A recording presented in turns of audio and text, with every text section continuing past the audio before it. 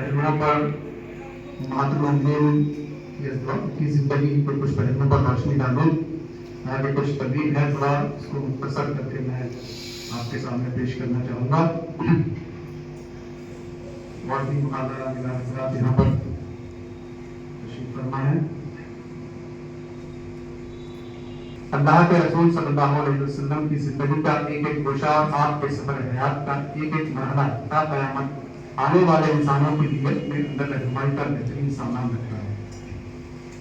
नबी करीम सल्लल्लाहु अलैहि वसल्लम के साथ उम्महातुल मोमिनीन की अज़दवाजी जिंदगी का मुताला करें तो एक मिसाली अज़दवाजी जिंदगी के लिए बहुत ही कीमती और बहुत ही आला उसूलों तक रहनुमाई हासिल होती है।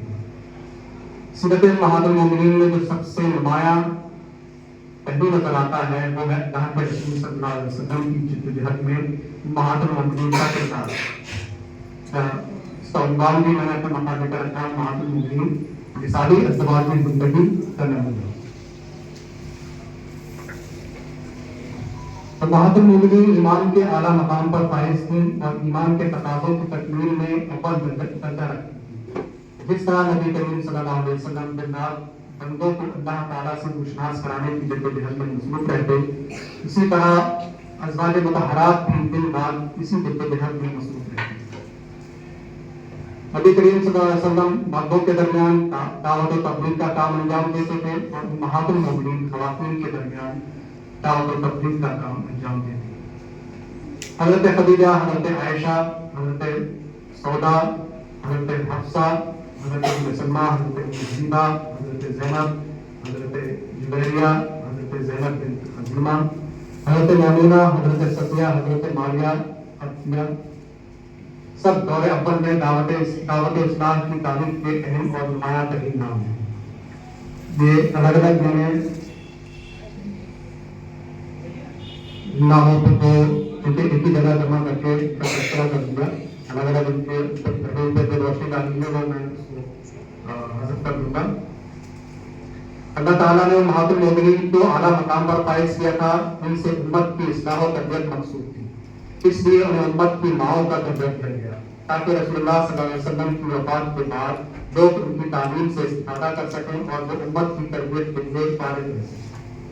कुरान मजीद में भी उम्महातुल मोमिनीन के इस मकाम और मर्तबे का तज़किरा किया गया है। उन्हें उम्मत की दीगर औसतों से बुलंद करार दिया गया। अल्लाह ताला का इरशाद है, या निसा नबी लस्तुन्ना का अहद मिनन निसा। तर्जुमा, ऐ नबी की बीवियों, तुम आम औरतों की तरह नहीं हो। इस आयत की तशरीह इस तरह बयान की गई है कि अज़वाज मुतहहरात के मर्तबे की तरफ इशारा है कि नबी करीम सल्लल्लाहु अलैहि वसल्लम की निस्बत की बिना पर उनको दुनिया की तमाम औरतों और अल्लाह ताला ने उनका दर्जा उम्महातुल मोमिनीन करार दिया। इस बुलंद मकाम का लाज़मी तकाज़ा था कि उनकी जिम्मेदारी दीगर औरतों से बढ़कर करार पाए। उम्महातुल मोमिनीन को इस मकाम पर फाइज करने का मकसद ये था कि उन्हें अल्लाह के रसूल सल्लल्लाहु अलैहि वसल्लम की हर वक्त सोहबत हासिल थी। आप सल्लल्लाहु अलैहि वसल्लम की खिदमत से तो सब वाकिफ थे, लेकिन आपकी खिदमत की सिर्फ उम्महातुल मोमिनीन भी करनी थी। इसलिए उन्हें ये जिम्मेदारी दी गई कि आप पर कुरान करीम की जिन आयात का नुज़ूल हो, अल्लाह ताला की तरफ से जो हिदायत, तालीमात और पैगामात आपको हासिल हों, इसी तरह आपके जो अक़वाल व अफ़आल और इरशादात व मामूलात उनकी इल्म में आए, सबको महफूज करें और पूरी अमानतदारी और दयानत के साथ उम्मत तक पहुँचाएं। इसलिए कि आप अपनी तरफ से न कुछ कहते हैं न करते हैं, बल्कि जो कुछ कहते और करते हैं वो अल्लाह ताला की खास निगरानी में और उसकी रहनुमाई और हिदायत के मुताबिक होता है। चुनांचे उम्महातुल मोमिनीन को हिदायत दी गई। याद रखो अल्लाह की आयात और हिकमत की बातों को जो तुम्हारे घरों में सुनाई जाती हैं, बेशक अल्लाह लतीफ और बाखबर है। नबी करीम सल्लल्लाहु अलैहि वसल्लम की बैअत जिस तरह मर्दों की रहनुमाई के लिए हुई थी, उसी तरह औरतों के लिए भी हुई थी। आप जिस तरह बाहर लोगों को तालीम देते थे, उसी तरह अपने घरों के अंदर भी तालीम देते। आपका हर कौल लोगों के लिए तालीम और हिदायत था, इसी तरह आपका हर फेल भी लोगों के लिए सुबह नमूना था। आपकी हयात मुबारक का हर लम्हा उम्मत की तालीम और तरबियत के लिए वक्त था।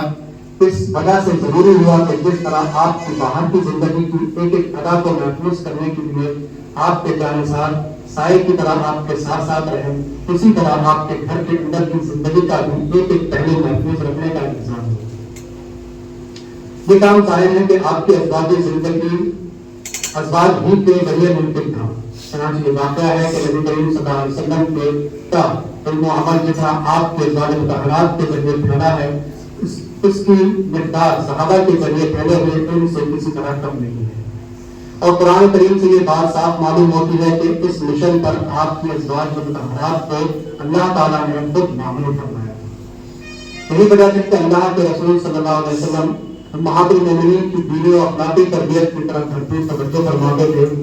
اس معاملے میں آپ ذرا بھی تمیز یا کوتاہی محسوس کرتے تو غائب کر جائے محبت کرنے کے باوجود فوراً انہیں ٹوک دیتے تھے اور صحیح اسلامی تعلیمات کی طرف ان کی رہنمائی فرماتے تھے. اس سلسلے کے چند واقعات پیش خدمت ہیں. ایک مرتبہ رسول اللہ صلی اللہ علیہ وسلم نے امہات المومنین کے ساتھ سیر و تفریح کے لیے صحرا میں جانے کا قصد کیا. اس موقع پر حضرت عائشہ کی جو ڈیوٹی دی گئی وہ سدھائی ہوئی نہ تھی، اسی لیے صحیح طریقے سے نہیں چل رہی تھی، وہ اسے برا بھلا کہنے اور مارنے لگی. اس پر اللہ کے رسول نے فرمایا نرمی اختیار کرو، جس چیز میں نرمی ہوتی ہے وہ خوبصورت ہو جاتی ہے اور جس چیز سے نرمی نکل جاتی ہے وہ بدصورت ہو جاتی ہے. اللہ کے رسول کی خدمت میں یہود آتے تو دو معنی الفاظ استعمال کرتے. مثلاً تو سلام کرتے تو السلام علیکم کہنے کے بجائے السلام علیکم کہتے، جس کے معنی ہے تم پر موت آئے. ایک مرتبہ وہ خدمت نبوی میں حاضر ہوئے تو انہوں نے اسی انداز میں سلام کیا. ام المومنین حضرت عائشہ نے سنا تو انہیں پیش کر دیا. اللہ کے رسول نے اس موقع پر بھی حضرت عائشہ کو سمجھایا اور انہیں نرمی اختیار کرنے کی تلقین کی. ام المومنین حضرت صفیہ پستاقت تھی. ایک مرتبہ ام المومنین حضرت عائشہ نے رسول اللہ صلی اللہ علیہ وسلم کے سامنے ان کا تذکرہ کیا تو اشاروں میں یہ بات کہی. آپ کو سخت ناگوار گزرا. آپ نے فرمایا تم نے اتنی کڑوی بات کہی ہے کہ اگر اسے سمندر میں ملا دیا جائے تو اس کا پانی بھی کڑوا ہو جائے. حضرت عائشہ نے خود بیان کیا کہ ایک مرتبہ میں نے کسی کی نقل اتاری تو صلی اللہ علیہ وسلم نے فرمایا اگر مجھے ڈھیر سارا مال ملنے کی امید ہو تب بھی میں کسی کی نقل نہیں اتاروں. امہات المومنین نے معاشرہ اور اصلاح و تربیت کا فریضہ بخوبی انجام دیا. رسول اللہ صلی اللہ علیہ وسلم کے وصال کے بعد وہ جتنا عرصہ بھی زندہ رہی اسلامی تعلیمات کے فروغ کی بھی کوشش رہی.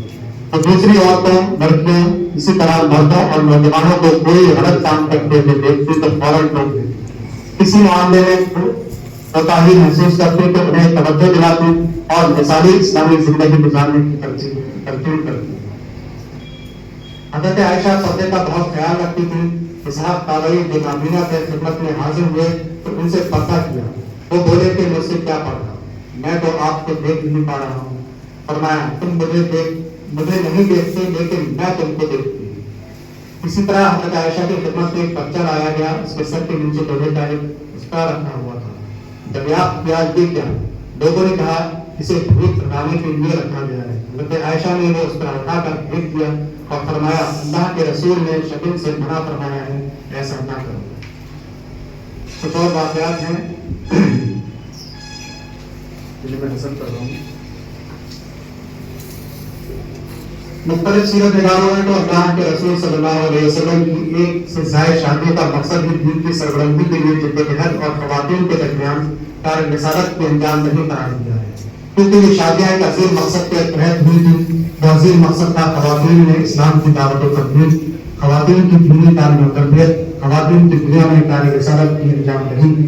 یہ شادیاں صرف اور صرف اللہ کے لیے، اس کے دین کی سربلندی کے لیے، حلقہ خواتین میں اسلام کی تبلیغ و اشاعت کے لیے، عورتوں اور بچوں میں قرآن پاک کی تعلیم و تربیت عام کرنے کی ضروری ہے.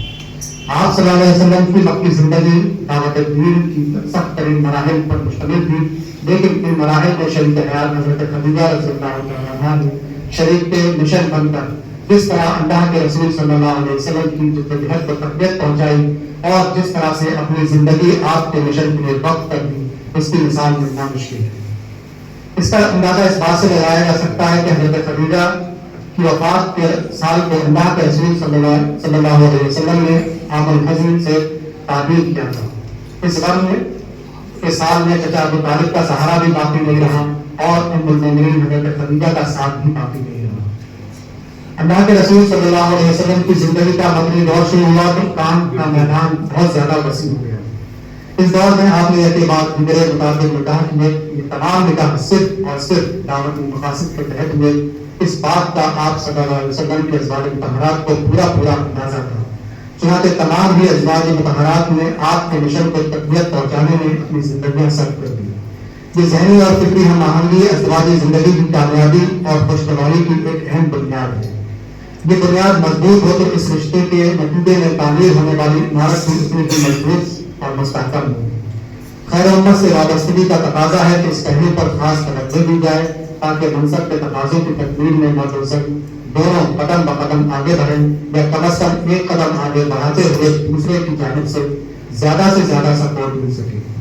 ذہنی اور فکری ہم آہنگی کبھی اللہ رب العزت کی جانب سے ہدایت کی جاتی ہے اور کبھی اس کے لیے کافی محنت کرنی پڑتی ہے.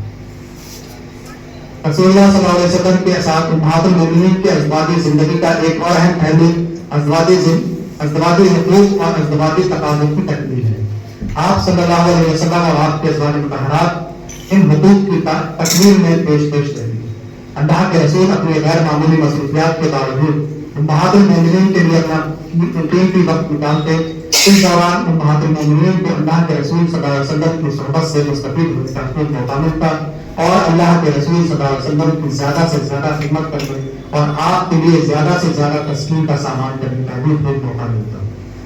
آپ صلی اللہ علیہ وسلم کا گھر میں داخل ہونا، ازواج کو مخاطب کرنا، ان سے گفتگو کرنا، ان کے ساتھ کھانا کھانا، ان کے ساتھ آرام کے کچھ لمحات گزارنا، ان کے ساتھ کچھ تفریحی گفتگو کرنا، ان کے گھر کے کاموں میں تعاون کرنا، غرض اللہ کے رسول صلی اللہ علیہ وسلم کے امہات المومنین کے ساتھ جو بھی لمحات محفوظ کر لیے گئے وہ تمام ہی لمحات امہات المومنین رضی اللہ عنہم کے ساتھ آپ کے اعلیٰ اخلاق و کردار کی گواہی دیتے ہیں اور مثالی ازدواجی زندگی کے لیے رہنمائی اصول پیش کرتے ہیں.